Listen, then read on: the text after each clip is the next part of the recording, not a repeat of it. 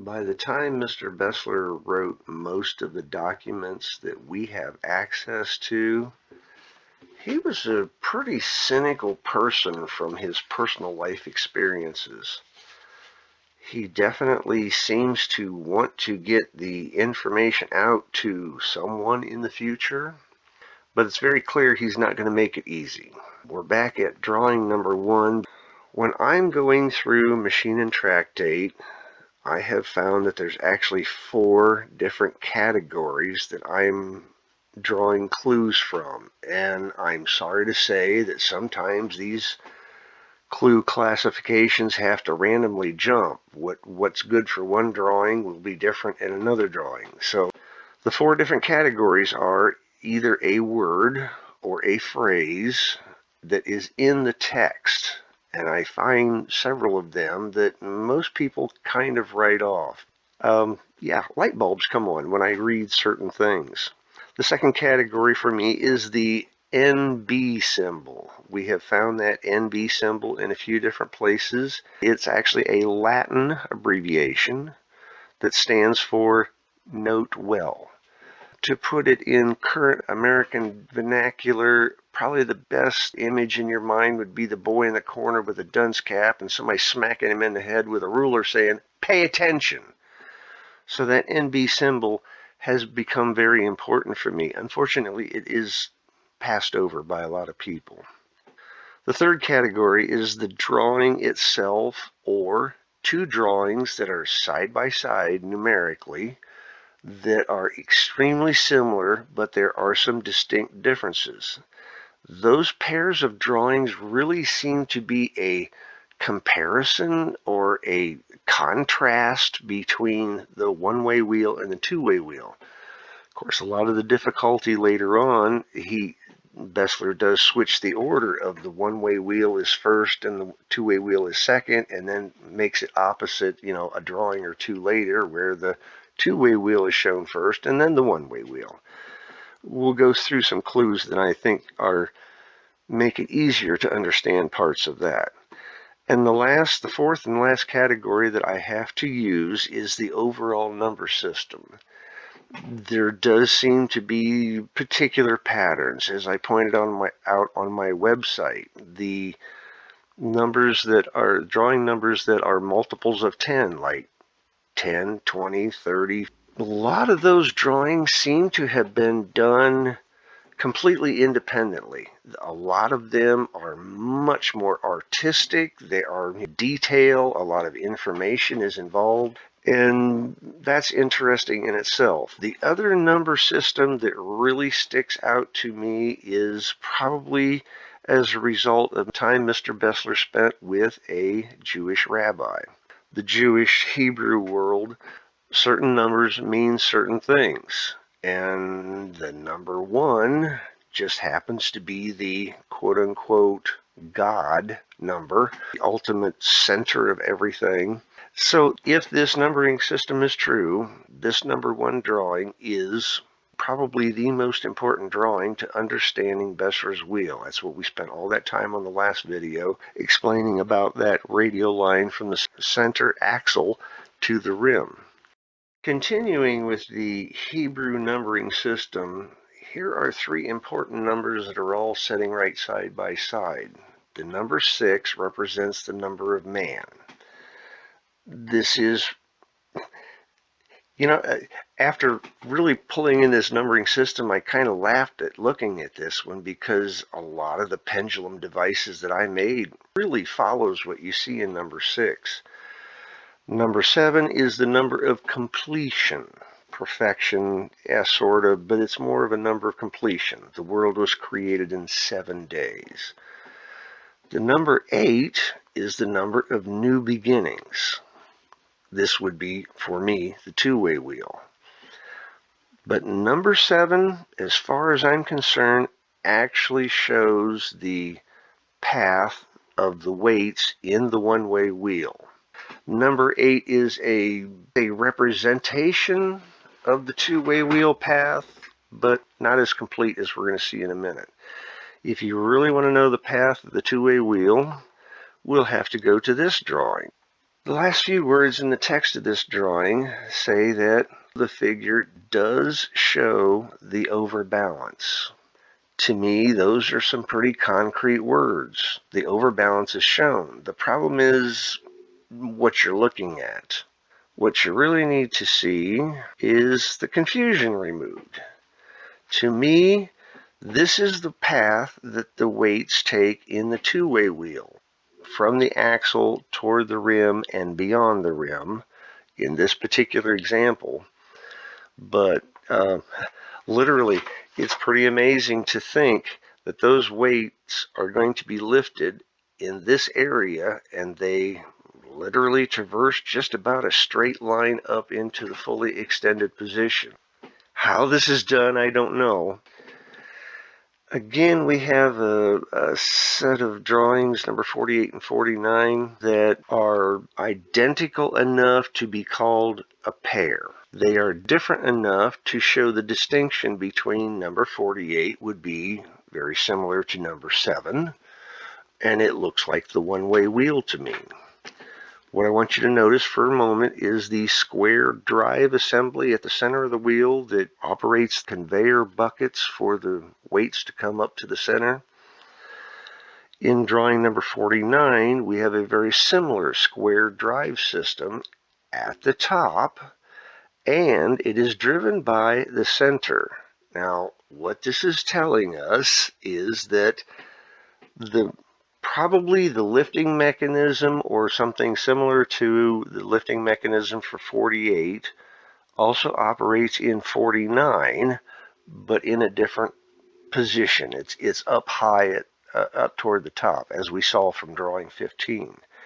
Also want you to notice that at the B at the center, or on drawing 49, at the location B at the center is the only place that there is a drive that goes up to the square driving wheel for the bucket conveyor. Again, 44 and 45 down below, two-way wheel, one-way wheel. The order was reversed. You just look at where the weight is feeding in and feeding out, and you can see it's more 44 is more similar to 49, and drawing number 8 and number 7 and 48 and 45 seem to go together. Exactly what 44 and 45 mean, I'm not exactly sure, but as being a pair like they are obviously important to the one-way wheel and two-way wheel. Back up to referencing 48 and 49 in the square drive. If you look to the right from drawing number 103, there's a very similar system to both 48 and 49, but it looks like it's implying 49 more because of how long it is. But up at the top, you can see a faint NB, you know, that note well commentary, but this is something associated. There's all three of them right next to each other together. This also includes 113, interesting similarity in the numbering system. And of course, number 50 at the bottom. These are all tied together. I hope you can see it the way I do. And then there's the kind of drawings that, okay, this is a pair, but I don't know. The confirming connection here, if you're familiar with the poem, the bow twangs really seems to tie into this. I can see how there could be a use for this, but it doesn't seem to work with my particular mechanism. I actually believe these two drawings are more associated with the two-way wheel, and I find it hard to explain, but this is one of the other aspects that I should have maybe included on my list of 4 things. The number 24 is a more complex unit than number 25, and that is the only reason that I questionably label these as the one-way and two-way wheel as you see them here. Another example of how I evaluate and decide which drawing is associated with which type of wheel. You'll notice the wheel on the left is obviously, a little more complicated, and the wheel on the right is much simpler. The main thing I wanted to point out on this particular drawing is the wheel on the left, the two-way wheel, is not always connected to something, whereas the wheel on the right, the one-way wheel, the weights are always connected to the axle. They never lose connection. The other thing I wanted to point out on drawing 81 is the two-way wheel is the one that actually uses springs. The one-way wheel does not. This isn't the only evidence that I have of these kind of facts and ideas, but this is the greatest visual confirmation that I've run across. Well, if you like the other descriptions, you're going to love this one. Part of the description for figure 28, the rod forcefully pushes on the teeth at A 4 times, such that the pushing of the rim is much stronger than the force needed by the arms on the axle. The specific reference to 4 times. There have been a couple other references to as 4 pounds are lifted as 1 pound falls. That's pretty clearly an indication of the two-way wheel, but I'm pretty sure there was also a quote about the one-way wheel that it indeed could lift 2 pounds for every pound that fell. So, all right, that's going to set up part of the premise. The other part is I want you to notice that number 28 has an arm with a weight on the end that extends across the entire frame. This is another indication of the two-way wheel. When you see a drawing in this book where the pendulum arm goes clear across the thing, think two-way wheel. Look at number 29. The pendulum arm is quite short and only hangs off one side. That's the one-way wheel. Here's a pair of drawings I've learned to love to hate. You'll notice that I've reinserted the NB in both of the drawings. Of course, due to the simplicity of 73, that's the one I picked as the one-way wheel. This is a drawing that I have looked at for probably more hours with getting next to absolutely no results. Probably more so than any other drawing or set of drawings anywhere in this book. So if someone has some terrific insight or psychic abilities, by all means, let us know what this means. This next pair of drawings is very interesting because it's not what I would call a direct clue.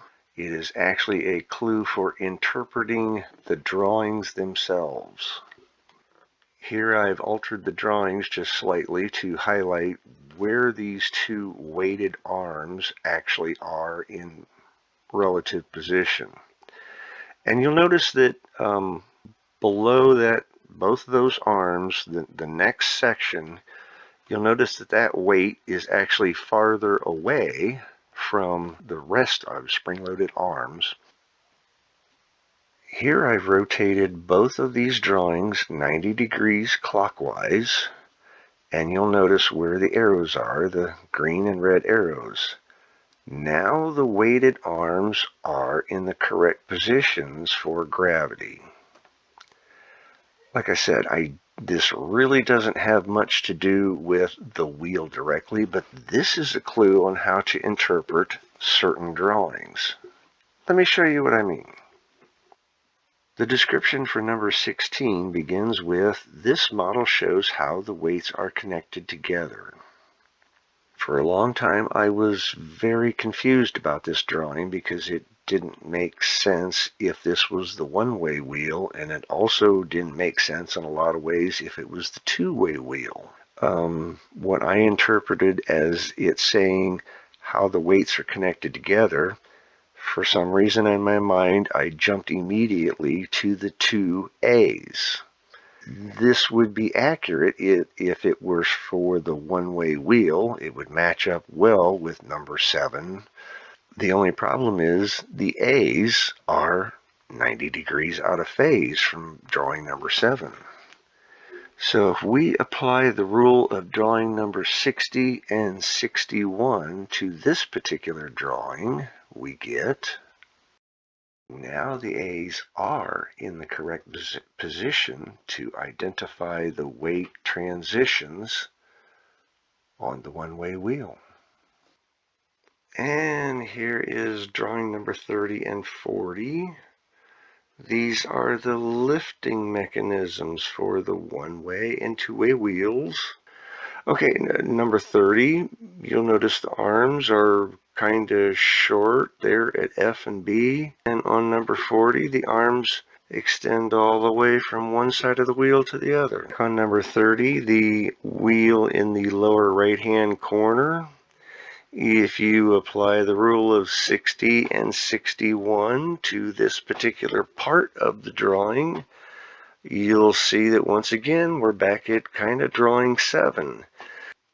As a test for all my viewers, I haven't even labeled these, which one's the one-way wheel and which one's the two-way wheel. I'm going to let you guess on that. I really haven't gotten a lot out of these drawings. They're interesting, but so far they haven't seemed to help me out much. However, there is one little thing I want to show everybody. So you'll see on the right of this drawing is the original 133, and then I kind of blew it up and I drew in the arms and everything, and as I counted around the circumference on the wheel, I've discovered that the top lever arm is connected to a 9 on the left and connected to a 10 on the right. And then there's drawing 123. It's in this orientation because it's the only drawing in the entirety of MT that is so large it wouldn't fit in the normal orientation. Just wanted to make a note of that. There could be a good reason. I really like these two drawings. I don't know what the one on the left exactly means. The one on the right I find fascinating, but a little background. You'll notice that I have some page number differences with most people. These were hand sketched on the back side of the pages indicated. So if you look at drawing 135 and you look at this 142 up close, you'll see that the ink has bled through from the other side of the page. And Mr. Bessler even used it to draw some of the orientation, the different things. The one on the right I find absolutely fascinating. I've never seen anybody build one, but this is one of those things that should be in one of those science museums. You'll notice that the best reference is the one at the top, the double weight thing. If those weights weighed 1,000 pounds, and that gear mechanism really was a gear, do you know how much effort it would take to raise or lower the upper and lower weights? The only amount of effort it would take is the friction at the bearing points. So you could lift and lower 1,000 pounds with a couple of fingers, because as one weight is lifted, the other one is pushed down. Fascinating thing. Probably a two-way wheel thing. In the upper right-hand corner is MT15, and that is the only reference to the prime mover. And the description says it does not show or imply the prime mover. So when I was pondering this one day, I drew back on my File Explorer and had a view approximately like this. And I was looking at 15, and I was looking at the other drawings around it going, well, so where's the prime mover? And I started really looking at number 14, and I wondered, okay, this is 1 less than 15. Pairs, they're all over the place. Why are there 12 arrows pointing at the center? But this is what led me to a series of experiments that I'll have to show you because it's a little difficult to describe. This is a really bad example of what I was going for as far as the prime mover being in the very center. What I'm doing is moving the entire wheel up and down and was trying to provide a lifting force to raise the lower lever there. This particular configuration just really didn't work out. There were some other ideas that worked a little better, but then again, this kind of feels more like a two-way wheel thing, and the more I think about it, since I feel drawing number 15, the only drawing that mentions the prime mover, I really think that's the two-way wheel weight path. The prime mover might be a thing that is only for the two-way wheel. This page was found among Bessler's drawings and personal documents. It appears to be an actual copy of the offensive challenge that was issued to Mr. Bessler. The document specifies the wheel has to run for 4 weeks, has to lift 70 pounds. It's interesting how this challenge actually became the basis of much of the test at the Weisenstein Castle. The picture at the bottom of this page seems to be added after the fact, not even a clue of what's underneath that picture, but this small piece of paper seems to have been glued over the top of what was on the page. The other thing to note that it's a pretty high quality drawing. It was probably actually a copper plate print. We don't know what happened to this copper plate. It's probably one of the things Bessler destroyed, because I think after Mr. Bessler looked at this drawing for a while, he felt like he might be giving away a little too much information.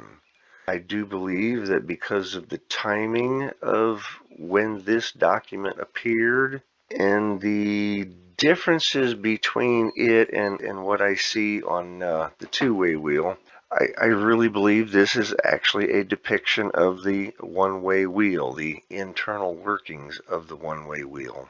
And actually, this is one of the drawings that led me back to figure number 7. We'll talk more about this on the next video. So congratulations to the 10% or so that made it this far in the video. I'm sure you guys are on your 3rd cup of coffee by now. So next time we're going to take a little bit of this and some of this and some of that, and we're going to have one of these. Thanks a lot for watching. See you next time.